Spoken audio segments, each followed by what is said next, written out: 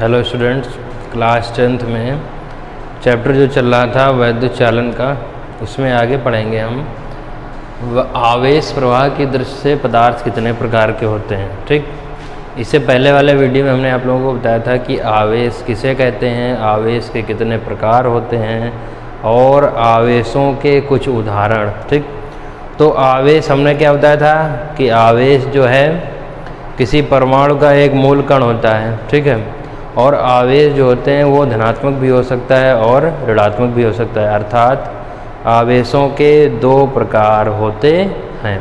ठीक, दूसरी चीज़, आवेश अगर समान होगा, बराबर होगा, ठीक है, तो उसमें प्रतिकर्षण बल लगेगा। ठीक, और अगर आवेश विपरीत होंगे, एक धनावेश होगा एक ऋणावेश होगा, तो उस स्थिति में उसमें आकर्षण लगेगा और जो बल होगा वो आकर्षण बल होगा। ठीक, हमने बताया था कि रेशम से एक कांच की छड़ को रगड़ा जाता है, दूसरी स्थिति में एक बिल्ली की खाल से रगड़ी गई एबोनाइट की छड़ होती है।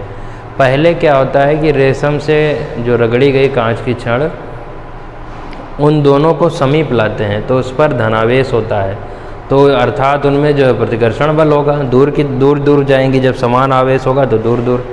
फिर उसमें बिल्ली की खाल से रगड़ी गई एबोनाइट की छड़ होती है। ठीक, तो उसमें क्या होता है कि उसमें ऋणावेश दोनों पर होता है, दोनों वही छड़ होती हैं, उसमें भी प्रतिकर्षण लगेगा। लेकिन जब रेशम की छड़ और एबोनाइट की छड़ दोनों समीप लाई जाती हैं तो उनमें आकर्षण बल होगा। क्या होगा? आकर्षण बल। इससे सिद्ध ये होता है कि अगर विपरीत आवेश हैं तो आकर्षण और अगर समान आवेश हैं तो प्रतिकर्षण। आइए आगे देखते हैं टॉपिक।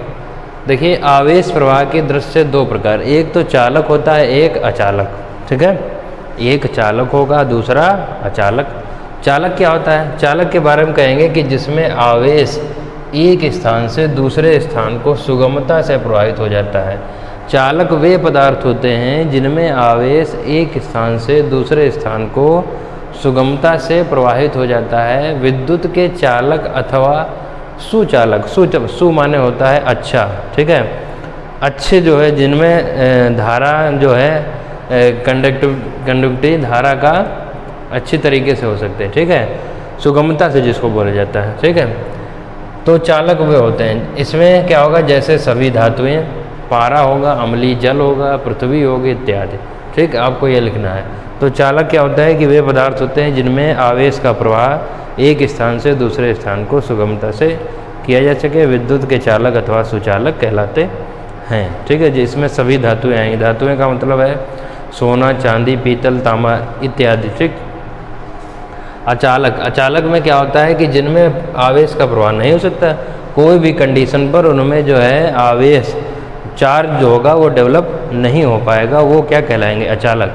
जैसे सूखी लकड़ी है, ठीक है, तो सूखी लकड़ी में जो है करंट फ्लो नहीं हो पाएगी। ठीक, तार लो जिसमें करंट आ रहे हो, सूखी लकड़ी को लगाएंगे तो करंट नहीं लगेगा, इससे ये समझेंगे। ठीक है, जैसे लोहा लेंगे, लोहा एक धातु है और धातु पर क्या होगा कि यदि हम उसमें जो है करंट का फ्लो करेंगे तो अगर हम उसको छू लेंगे तो करंट लग जाएगा, लग जाता है कि नहीं?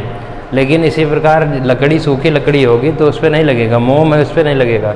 तो जिस पे जो है आवेश का प्रवाह नहीं हो पाता है वो विद्युत के अचालक अथवा विद्युत रोधी।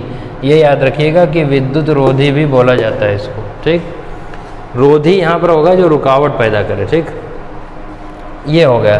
दूसरी चीज़, कुछ ऐसे भी पदार्थ होते हैं जो होते तो अचालक हैं। हमने लिखा है कुछ ऐसे पदार्थ होते हैं कि जो सामान्य अवस्था में अचालक हैं, परंतु कुछ अपद्रव्य का मतलब है कोई उसमें लिक्विड मिला दिया गया। ठीक, तो उससे क्या होगा कि वे चालक बन जाते हैं। इन्हें चालक नहीं बोलेंगे, चालक बन गए लेकिन इनको चालक नहीं बोलेंगे, इनको बोला जाएगा अर्धचालक। क्या बोला जाता है? अर्धचालक। इंग्लिश में इसको बोला जाता है सेमी कंडक्टर, अर्धचालक ये। ठीक है, इसको क्या इंग्लिश में बोलते हैं? Semi conductor. ठीक, सेमी कंडक्टर। और इसमें कुछ एग्जाम्पल लिखे, जैसे सिलिकॉन है, जर्मेनियम है। ठीक है, इनका यूज जो है ट्रांजिस्टर वगैरह में किया जाता है। समझ गए? तो इतनी चीज़ आप लोग लिखिएगा। इसके बाद में जो होगा वो नेक्स्ट टॉपिक इससे संबंधित हम लोग पढ़ेंगे। ठीक।